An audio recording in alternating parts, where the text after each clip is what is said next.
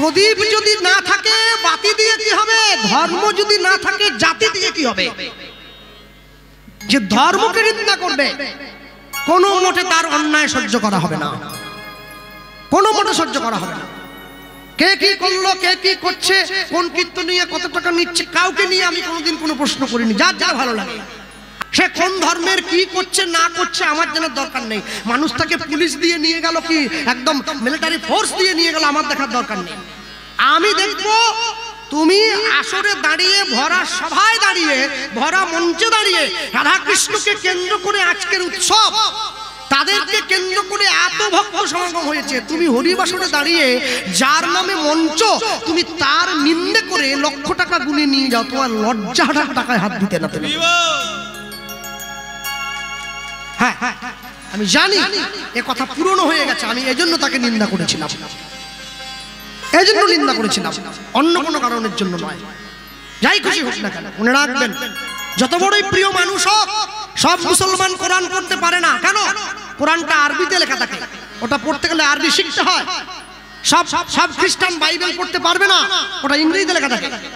কিন্তু কোন মুসলমান কোরআনের নিন্দা শুনবে না, কোন খ্রিস্টান বাইবেলের নিন্দা শুনবে না, কিন্তু হিন্দু গীতা পড়তে জানে, গীতার নিন্দা শুনে। এটা আমাদের কাছে সব থেকে বড় লজ্জা, সব থেকে বড় লজ্জা। তাই জন্য সবসময় মনে রাখবেন, জগতে যা কিছু করছেন, কোনো কিছুর বিনিময়ে নিজের ধর্মকে অপমানিত বোধ হতে দেবেন না। তা পাপ করলে রাশি রাশি ভোগ করে কি মাসি পিসি? এটা যেমন ঠিক, তাহলে পুণ্য করলে রাশি রাশি ভোগ করবে কি মাসি পিসি? পাপের ফল যেমন মাসি পিসি নেবে না, পুণ্যের ফলটাও মাসি পিসি নেবে না, ওটা ও যে করবে সেই নেবে। তাহলে যে ভালো কাজ করছে এই ভালো ফলটা সে যেন পায়।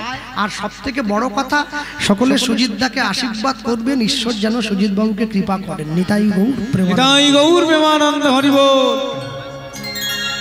আর সকলে সহযোগিতা করবেন মন ভরে, প্রাণ ভরে, যাতে হরিসভাটা বেঁচে থাকে।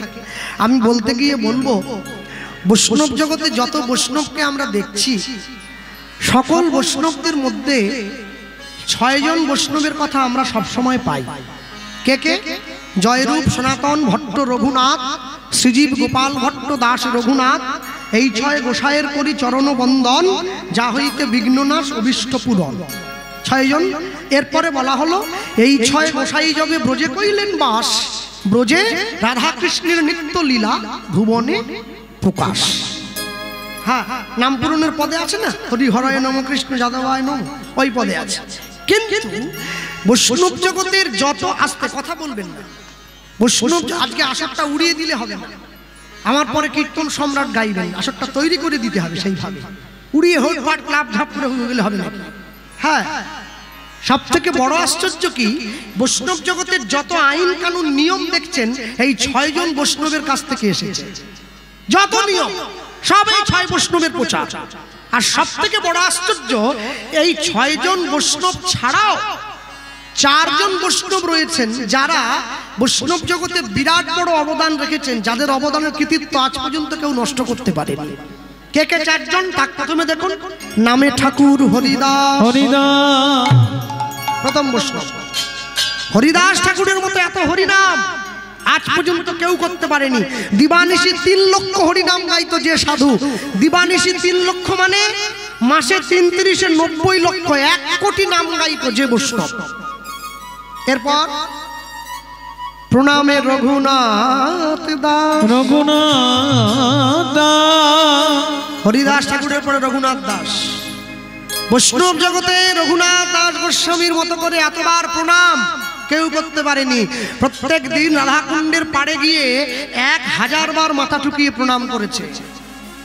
শেষ পর্যন্ত জীবনের শেষ দিনে গিয়ে কপালের মাঝখানটা গর্ত হয়ে গিয়েছিল মাথা ঠুকোতে ঠুকোতে। আর আমাকে একবার বললে আমার খুব কষ্ট হয়, জানেন তো, কোমর টোমর ব্যথা না, পারি না। হ্যাঁ, তারপরে বললেন, আচার্য শ্রী রামানন্দ, রামানন্দ, রামানন্দ রায়ের মতো করে গৌর ভক্তির আচরণ কেউ করতে পারে না। কেন? যে মায়েরা বাবারা বাড়িতে প্রত্যেকদিন যাদের ফুলের গাছ লাগাবার অভ্যেস আছে, মাঝে মাঝে ফুলের গাছ লাগায়, রাত্রিবেলা যখন ঘুমোতে যাচ্ছেন তখন দেখছেন ফুলটা কুঁড়ি হয়েছে, সকালবেলা ঘুম থেকে উঠে দেখলেন ওটা কুঁড়ি নয়, ওটা ফুল হয়েছে। আচ্ছা বলুন তো, কুঁড়িটা দেখলেন, ফুলটা দেখলেন, কিন্তু কেমন করে কুঁড়ির থেকে ফুল হলো এটাকে দেখেছে? কেউ কিন্তু দেখিনি আমরা। রামানন্দ রায় দেখেছিল গোদাবরী গঙ্গার তীরে রাধাকৃষ্ণ মিলিত তনু গৌর, আমরা সবাই জানি, কিন্তু রাধাকৃষ্ণ কেমন করে মিলে গৌর হয়ে যাচ্ছে এটা আমরা কেউ দেখিনি। রায় রামানন্দ দেখলো, তবে প্রভু হাসি তারে দেখাইলা স্বরূপ, রসরাজ মহাভাব দুহু এক রূপ। এরপরে বললেন হরিনাম প্রচারে শ্রীপাদ নিত্যানন্দ, নিত্যানন্দ নিতাই চাঁদের মতো করে হরিনাম প্রচার, কোনো পরিশ্রম করতে পারেনি, মার খেয়ে পর্যন্ত জগাই মাথায়ের মতো মাতালকে হরিনাম দিয়েছে। মেরেছিস কলসির কানা, তা বলে কি প্রেম দেব না? এ কথা আমার নিতাই চাঁদের মুখেই শোভা পায়, আর জগতে কারোর মুখে শোভা পাবে না। কেন? নিতাই চাঁদের কপালটা জগাই ফাটায়নি, ফাটিয়েছে মাথায়। আর যখনই কপালটা ফাটিয়েছে দরদর করে কপাল গড়িয়ে রক্ত গিয়ে পড়ছে, নিতাই চাঁদ ঘরে চলে যাওয়ার পর মাথায় ছুটে গিয়ে জগায়ের হাত ধরে বলছে, দাদা বাড়ির দরজায় গঙ্গা এসে গিয়েছে, ডুব দিয়ে নিলাম। হ্যাঁ হ্যাঁ হ্যাঁ, নিতাই চাঁদের কপালটা ফাটিয়ে মহাপ্রভুকে জানিয়ে দিলাম, নবদ্বীপে এখনো দুটো পতিত পড়ে আছে, তুমি উদ্ধার করে চরণে জায়গা দাও। তবে তো মহাপ্রভু ছুটে এসেছে, তবে তো হরি নাম দিয়েছে, তবে তো আমরা পেলাম, নাহলে পেলাম কোথা থেকে? হরিসভায় বসে আজকে আমরা যে বৈষ্ণবের কথা আলোচনার মধ্যে দিয়ে রাখবো, অন্য কেউ না, আমি দ্বিতীয় জনে যার নামটা প্রকাশ করেছি, হ্যাঁ তিনি অন্য কেউ নয়, পরম বৈষ্ণব শ্রীল ষড় গোস্বামীর মধ্যে একজন পরম বৈষ্ণব রঘুনাথ দাস গোস্বামীর জীবনী কথা। হ্যাঁ, যে মা খুঁটিতে ঠেক দিয়ে ওইদিকে বসে আছে, দেখে দাও, ওই যে মা আমার দিকে একটু ঘোরো, ওই যে, হ্যাঁ তোমায় বলছি তো, আমি তোমার নাতির মতো, একটু আমার দিকে ঘোরো, আমার দিকে না দেখলে আমি এত ভালো পাঞ্জাবিটা পরলাম, লোকে কি বলবে, বলে ওই দিকে তাকিয়ে আছে। হ্যাঁ, আমি বলতে গিয়ে বলবো, আপনাদের দক্ষিণ 24 পরগনার পরে হাওড়া, হাওড়ার পরে একটা জেলা পড়ে, জেলাটার নাম হচ্ছে হুগলি জেলা। হুগলি জেলায় একটা গ্রাম জায়গা আছে যার নাম ব্যান্ডেল, অনেকে নাম শুনেছেন। এই ব্যান্ডেল থেকে 21 কিলোমিটার দূরে গেলে একটা গ্রাম পড়ে, যে গ্রামটার নাম হচ্ছে আদি সপ্তগ্রাম। এখন সপ্তগ্রাম কেউ কেউ বলে, এই আদি সপ্তগ্রামের দুইজন জমিদার, একই মায়ের পেটের দুই ভাই, বড় ভাইয়ের নাম হিরণ্য দাস, ছোট ভাইয়ের নাম গোবর্ধন দাস। কিন্তু আশ্চর্য কি জানেন, দুই ভাই এমনি ভাই নয়, দুই ভাই জমিদার ভাই। কিরম জমিদার? দুই ভাইয়ের কাজ কি ছিল? এই দুই ভাইয়ের কর্ম ছিল প্রত্যেক বছর সারা বাংলা থেকে খাজনা আদায় করে দিল্লিতে নবাব হুসেন শাহের দরবারে পাঠিয়ে দেওয়া। হুসেন শাহ এই দুই ভাইয়ের কর্মে খুশি হয়ে এই দুই ভাইকে বেতন দিতেন 9.5 লক্ষ টাকা, আজ থেকে 500 বছর আগে, যেটা বর্তমান বাজারে 100 কোটি টাকার সমান। তাহলে দুই ভাইয়ের জীবনে সব আছে, কি গাড়ি বাড়ি টাকা পয়সা বিষয় সম্পত্তি অভাব কিছু নেই, কিন্তু এক জায়গায় ভগবান একটা দশমিকের মতো ছোট্ট শূন্যস্থান রেখে দিয়েছেন, কি এই জমিদারিটা ভোগ করার মতো এই দুই ভাইকে কোনো সন্তান ছেলে বা মেয়ে দেন নাই। দুই ভাই নিত্য নিত্য গোবিন্দের কাছে কাঁদে, ভগবানকে বলে, প্রভু তুমি সব দিয়েছো, কিন্তু জমিদারিটা ভোগ করার জন্য একটা সন্তান দাও। হ্যাঁ, ভগবান বলে, না দেইনি, দেব না। কেন দেইনি জানিস? কেন? শোন, সুখ দেইনি বলে আমায় ডাকছিস, সুখ দিয়ে দিলে আর ডাকবি না। দুই ভাই ভগবানের কথাকে শুনে শুনে শুনে শুনে আজকে দুইজন মিলে যুক্তি করলো। আজকে ভগবানের চরণতলে দুই ভাই মিলে চরণটা জড়িয়ে ধরে বলছে, প্রভু এতদিন পর্যন্ত নিজেদের জন্য সন্তান চেয়েছি, আজকে নিজেদের জন্য নয়, সন্তান চাইব তোমার সেবার জন্য। দেখি তুমি কেমন করে না দিয়ে থাকতে পারো। এতদিন পর্যন্ত নিজেদের জন্য চেয়েছি, দিলে না, আজকে চাইছি তোমার সেবার জন্য। আমরা মরে যাওয়ার পরে তোমার চরণে তুলসীকে দেবে, তোমার সন্দেশ মিষ্টিকে দেবে, তোমায় কে ভোগ দেখাবে, কে তোমায় আরতি করবে? দুই ভাই গোবিন্দ চরণটা জড়িয়ে ধরেছে, আর জড়িয়ে ধরে আর থাকতে পারলো না। এক ভাই এক ভাইকে বলছে, ভাই ভগবানকে এমনি খুশি করা যায় না, একটু নয়নের জল দিতে হয়। জপনাম মুখে মূরতি রাখো বুকে, জপনাম মুখে মূরতি রাখো বুকে আনন্দে গাহ অবিরাম অবিরাম অবিরাম শ্যাম রাধা শ্যাম রাধা শ্যাম রাধা শ্যাম লুধ্বনি শ্যাম রাধা শ্যাম রাধা শ্যাম জপ নাম মুখে মূরতি রাখ বুকে জপ নাম মুখে মূরতি রাখো বুকে জপ নাম মুখে মূরতি রাখ বুকে জপ নাম মুখে হরি হরি বল হরি বল মূরতি রাখো বুকে আনন্দে গাহ অবিরাম শ্যাম রাধা শ্যাম রাধা শ্যাম রাধা শ্যাম শ্যাম রাধা শ্যাম রাধা শ্যাম রাধা শ্যাম শ্যাম রাধা শ্যাম রাধা শ্যাম আনন্দ কিশোর শ্যামল সুন্দর বামেতে কিশোরী প্রেমাবেশে থর থর আনন্দ। কি ভাবছেন আমার মতো কোনো 10 টাকার কীর্তনিয়ার বানানো গান নাকি? কীর্তন সুর সম্রাট ওই কলকাতা কানাইলাল বন্দ্যোপাধ্যায়, তার লেখা কথা, তার দেওয়া সুর। আনন্দ কিশোর শ্যামল সুন্দর বামেতে কিশোরী প্রেমাবেশে থর থর অপার সংসার প্রেমের পারাবা অপার সংসার প্রেমের পারাবা অপার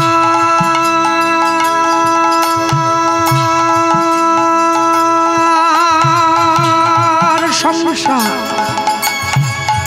প্রেমের পারাবা অপার সংসার প্রেমের পারাবা গৃহ হবে ব্রজধাম ব্রজধাম ব্রজধাম শ্যাম রাধা শ্যাম রাধা শ্যাম তাই গৌর হরি হরি বল শ্যাম রাধা শ্যাম রাধা শ্যাম রাধা শ্যাম শ্যাম রাধা শ্যাম রাধা শ্যাম। জয়নিতাই আমাদের ছেলেটা পড়াশুনো করছে, একটু আস্তে হরিনাম করুন দাদা। পাশের বাড়ির লোক বলছে নামাজ তো মুসলমানি আরবি কথা নয়, আরবের লোকরা নামাজ, আরবের মুসলমানরা নামাজকে নামাজ বলে না, কি বলে বলেন? সালা। নামাজ নয়, নামাজ হচ্ছে সংস্কৃত শব্দ নমঃ যুক্ত অজ। তোমার ইষ্টবস্তুর সামনে মাথা নত করো, নাম জপে যাবে গোলক ধামে, শোক তাপ হবে দূর এই হরি নামে। উলুধ্বনি যাবে গোলক ধামে, সুখ হবে দূর শ্রী হরি নামে। ওগো নাম জপে যাবে গোলক ধামে, শোক তাপ হবে দূর শ্রী হরি নামে। সাধন সিদ্ধি হবে, পূর্ণ হবে মনস্কার। সাধন সিদ্ধি হবে, পূর্ণ হবে মনস্কার। তোমাদের সাধন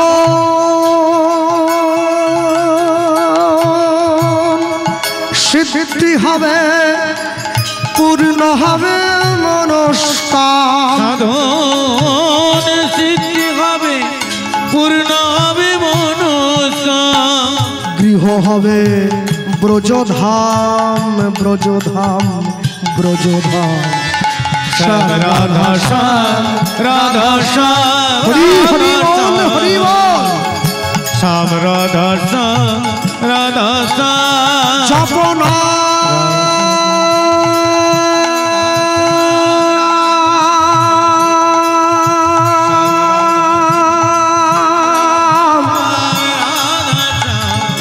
জপন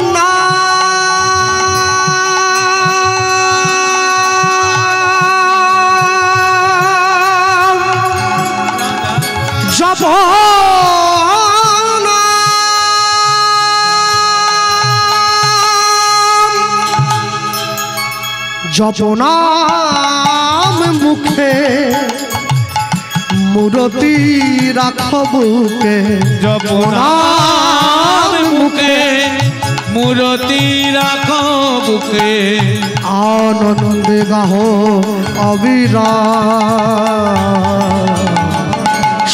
রাধা শ্যাম রাধা শ্যাম রাধা শ্যাম নাম জপ ভাই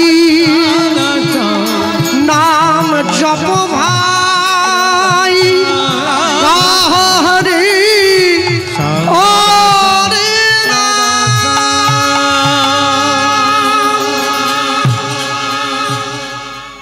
ভগবান সব সইতে পারে, দুটো জিনিস পারবে না, একটা ভক্তের চোখের জল, একটা ভক্তের অহংকার। দুই ভাইয়ের নয়নের জল যেই গোবিন্দ চরণে পড়ল আর ভগবান থাকতে পারল না, দৈববাণী করে দিয়েছে হিরণ্যগোবর্ধন অচিরাতে তোমাদের ঘরে এক পুত্র সন্তান জন্মগ্রহণ করিবে। আমার ভক্তির বলে সন্তান বলবান হইবে। এই সন্তান না রহিবে তোমাদের ঘরে, জগৎ মাঝে আমার লীলা কথা প্রচার করিবে দারে দারে, প্রচার করিবে দারে দারে। রঘুনাথ দাস চরণে পড়ল, চিড়ের মহোৎসব, চিড়ের সেবা দিলেন, তাই চাক্কার সেবা দিয়ে চলে যাচ্ছে কোথায়? মহাপ্রভুর চরণে। ভেবে কেন মৌরিষ্যের মন তোর যা হবার তাই তো হবে, যেটুকু তোর আপন ভবে সেটুকু তোর পড়ে রবে, যেটুকু তো আপন ভবে সেটুকু তোর পড়ে রবে। উলুধ্বনি। ভেবে কেন কাঁদিস রে মন, যা হবার তাই তো হবে, যেটুকু তোর আপন ভবে সেটুকু তোর পড়ে রবে, যেটুকু তোর আপন ভবে সেটুকু তোর পড়ে রবে। যা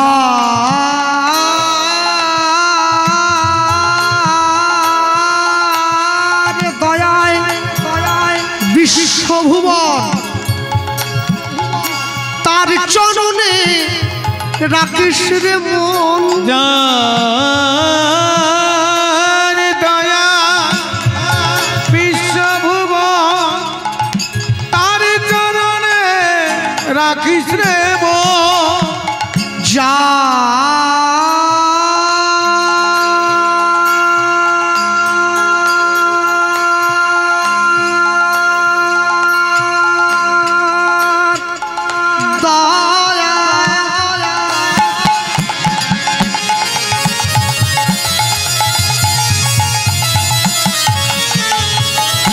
বিশ্বভুবন তার চরণে রাখিস রে মন, যার দয়া বিশ্বভুবন তার চরণে রাখিস রে মন। সে যে তোর আপন জন তোকে কাছে টেনে লবে, তোকে কাছে টেনে লবে, তোকে কাছে টেনে লবে, কাছে টেনে লবে, যেটুকু তোর আপন ভবে সেটুকু তোর পড়ে রবে, নিতাই যেটুকু তোর আপন ভবে সেটুকু তোর পড়ে রবে, যেটুকু তোর আপন ভবে সেটুকু তোর পড়ে রবে। সময় পেলে বুঝিস রে মন সবই মায়ার খেলা, তোর সাথে যাবেন সঙ্গে হরি তুই ভাষা নামের ভেলা। ও তুই ভাষা নামের ভেলা, ও তুই ভাষা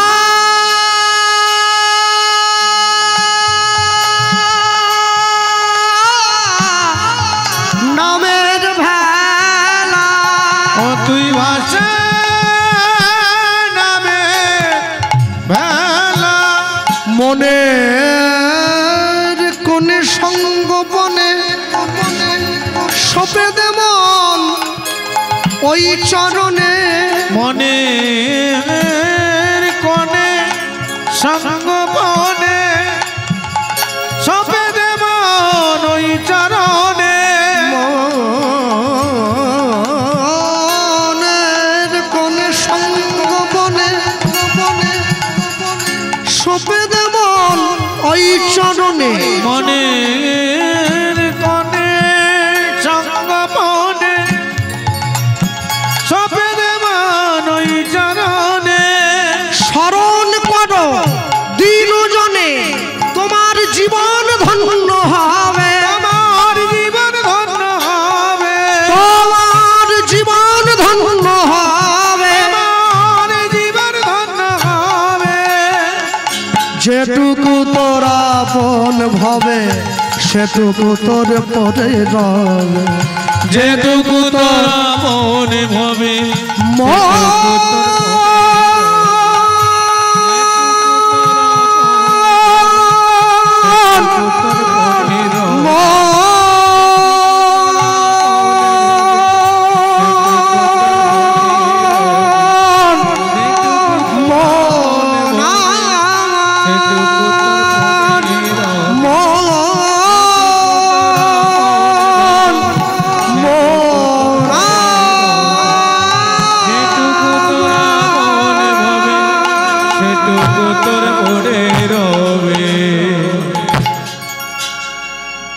ছুটতে ছুটতে পুরী ধামে গিয়ে মহাপ্রভু চরণ তলে পড়ল। রঘুনাথ দাসকে সুস্থ করার দায়িত্ব কাকে দিয়েছে মহাপ্রভু? স্বরূপ দামোদর গোস্বামী।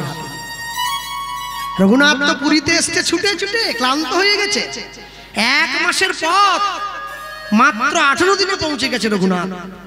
আর যেই মহাপ্রভু চরণে পড়ল, প্রভু আমি এসেছি, রঘুনাথ দাসকে মহাপ্রভু হাতে ধরে স্বরূপ দামোদরের চরণে নিয়ে, স্বরূপ দামোদর রঘুনাথকে তুমি সেবা করে সুস্থ করে তুলবে। আস্তে কথা নয়, দেখবেন এমন অনেক কীর্তনী আছে যাদের গানের গলাটা ভালো নয় কিন্তু শাস্ত্রের জ্ঞানটা প্রচুর।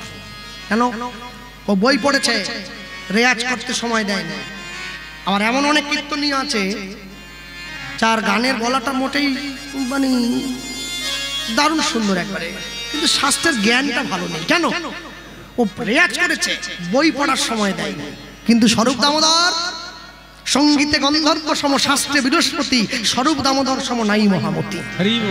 চরিতামৃতকার বলছেন মহাপ্রভুর অনুচর, মহাপ্রভু গান ভালোবাসে বলে, উচ্চাঙ্গ সঙ্গীত ভালোবাসে বলে স্বরূপ দামোদর বেনারস থেকে উচ্চাঙ্গ সঙ্গীত শিক্ষা করেছে। আর শাস্ত্র জ্ঞানটা যারা বৃহস্পতির মতো একবারে, সেই স্বরূপ দামোদর রঘুনাথ দাসকে সেবা করছে, সুস্থ করছে। হ্যাঁ, একটু একটু একটু একটু একটু একটু করে রঘুনাথ দাসকে সুস্থ করলো। এই যে আপনারা আস্তে তারা বসে আছেন, একটা কথা লক্ষ্য করেছেন কি? সুজিত দা আসরে এসে বলে গেল, কি বললো? সকলে প্রসাদ পেয়ে ঘরে ফিরবেন। যেদিনকে রাত্রিতে প্রসাদ পাবেন ওদিনকে দুপুরে বাড়িতে নিরামিষ খেতে হয়, তবে প্রসাদের ক্রিয়া হয়। আর যেদিন দুপুরে প্রসাদ পাবেন রাত্রিতে নিরামিষ খেতে হয়। এমনি এমনি হয় না, প্রসাদের ক্রিয়া নিতে জানতে হবে। তা ভগবানের সেবা হয়েছে, আপনি এখানে এসে প্রসাদ খেলেন আর বাড়ি যাওয়ার সময় একটা পেঁয়াজি কিনতে কিনতে খেতে খেতে যাচ্ছে, কৃপা হবে না। কৃপা হচ্ছে করে পাওয়া, লব্ধ বস্তু নয়। আপনি পেয়েছেন, অর্জন করে নিয়েছেন। হ্যাঁ, ভক্তমণ্ডলী ভক্তিমতী মায়েরা একটু একটু একটু করে রঘুনাথ দাস যখন সুস্থ হয়ে উঠলো, আজকে মনে মনে চিন্তা করছে, আমি কি এখানে আরাম করতে এসেছি? আমি কি পুরীতে ঘুমোতে এসেছি? থাকবো না, শোবো না, কি করবো? আমি পুরীর জগন্নাথ মন্দিরের সম্মুখে গিয়ে দাঁড়িয়ে পড়বো, ভিক্ষা করবো আমার মহাপ্রভুর জন্য। আর শুধু মহাপ্রভুর জন্য নয়, আমার নিজের জন্য করবো। জমিদারের ছেলে স্নান আহ্নিক করেছে, সুন্দর ধুতি পাঞ্জাবি পরে কপালে তিলক দিয়েছে, ভিক্ষার ঝুলিটা নিয়ে গিয়ে পুরীর জগন্নাথ মন্দিরের সম্মুখে দাঁড়িয়ে পড়েছে। আর দাঁড়িয়ে পড়ে মানুষের কাছে চাইছে, মানুষকে জানিয়ে দিল কি অবতারের সাত গোড়ায়, অবতারের সাত গোড়ায় অবতার, অবতারের সাত গোড়ায় অবতার, মন কেন না চিনিলি তারে, অবতারের সার গোড়ায় অবতার, কেন না চিনিলি তারে, করিনি রে বাস গেল না পিয়াস, আপন করম ফেরে, ও গো করিনি রে গেল না প্রিয়া, আপন করম ফেরে, কণ্টকের তরু সদাই সেবিলি, কণ্টকের তরু সদাই সেবিলি, অমৃত পাইবার আসে, ওই না কণ্টকের তরু সদাই সেবিলি, অমৃত পাইবার আসে, প্রেম কল্প তরু যে না চাহিতে প্রেম বিলায়, না চাহিতে নাম বিলায়, প্রেম কল্প তরু আমার গৌরাঙ্গ সুন্দরে, তাহারে ভাবিলি বিষে, বলি প্রেম কল্প তরু গৌরাঙ্গ সুন্দর, তাহারে ভাবিলি বিষে, হার বলিয়া গলাতে পড়িলি, আর বলিয়া গলাতে পড়িলি, সমন কিঙ্কর সাপ, ও তুই মার বলিয়া। আস্তে ভেবে দেখো ভাই, রাত জেগে কীর্তন করে একটা করে টাকা জমিয়ে শেখরার কাছে গিয়ে সোনার হার কিনলাম গলায় পরব বলে, কিন্তু হার পরে ফাঁকা রাস্তায় যেতে পারি না, অন্ধকারে যেতে পারি না, আবার খুব ভিড়েও যেতে পারি না, চুরি হয়ে যাওয়ার ভয় আছে, ছিঁড়ে যাওয়ার ভয় আছে, প্রাণ চলে যাওয়ার ভয় আছে কি, কিন্তু সোনার হার পরলে মরণের ভয় থাকে, কিন্তু কেউ যদি গৌরাঙ্গ নামের হার গলায় পরে কি হয়, তার মৃত্যুর ভয় পালায়ে যায়, উলুধ্বনি পালায়ে যায়, যেজন গৌরাঙ্গ নামের মালা গলায় পরে, তার মৃত্যুর ভয় পালায়ে যায়, বলি হার করিয়া হিয়াই ধরে, মৃত্যুর ভয় পালায়ে যায়। এর বাড়ি আমাকে যেতে হবে একদিন, এই লোকটা বুঝলেন, এ কি খায় আমাকে দেখতে হবে, তাহলে এত পিটোতে পারবেনি। হে মাছ খাচ্ছ নাকি? কম কম খাচ্ছে, আছে সুপ তো খাচ্ছে, সুপ তো খেয়ে এত জোর হয়েছে, কি পেটান পিটাচ্ছে খোলটা, উরি বাপ। হ্যাঁ, আমরা মাঝে মাঝে মজা করে ওকে গাড়িতে জিজ্ঞেস, তুমি যেরকম পেটাও হাতে ব্যথা হয় না? ও আবার আমাদেরকে মজা করে বলে জানো এটা যদি লোহার হাত না এতদিন ক্ষয়ে চলে যায়, চামড়া বলে পূরণ হয়ে যায়, মানে ক্ষয়ে যায় আবার পূরণ হয়ে যায়। বলি হার করিয়া হিয়াই ধরে, মৃত্যুর ভয়ে পালায়ে যায়, বলি গৌরাঙ্গ নামের মালা গলায় পরে, মৃত্যুর ভয়ে ধরো নামের মালা হিয়াই ধরো মৃত্যুর ভয় পলায় যায় বলি গৌর চরণ সম্বল করো মৃত্যুর ভয় পলায় যায় প্রেমানন্দ হরি কহ সবাই মৃত্যুর ভয় পলায় যায় প্রেমানন্দে হরি বলো মৃত্যুর ভয় পলায় যায় মৃত্যুর ভয়ে পালায় যায় মৃত্যুর ভয় পালায় যায় তুই হার বলিয়া গলাতে পড়ি সমন কিঙ্কর শীতল বলি যা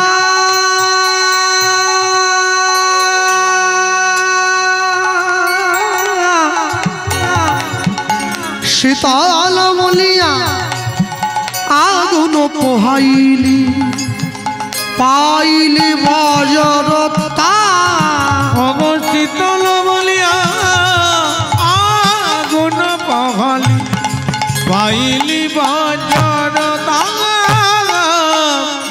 সংসার ভজিলি শ্রী গৌরাঙ্গ ভুলিলি অতএ সংসার ভজিলি শ্রী গৌরাঙ্গ ভুলিলি সংসার ভজিলি শ্রী গৌরাঙ্গ ভুলিলি সংসার ভজিলি শ্রী গৌরাঙ্গ ভুলিলি না শুনিলি সাধুর কথা তুই সংসার ভজিলি শ্রী গৌরাঙ্গ ভুলিলি না শুনিলি সাধুর কথা ইহ পরকাল দুকাল খোয়াইলি খাইলি দাস লোচন মাথা ইহ পরকাল দুকাল কোয়ালি পাইলি রস লোচনে মাথা মন তখন কেন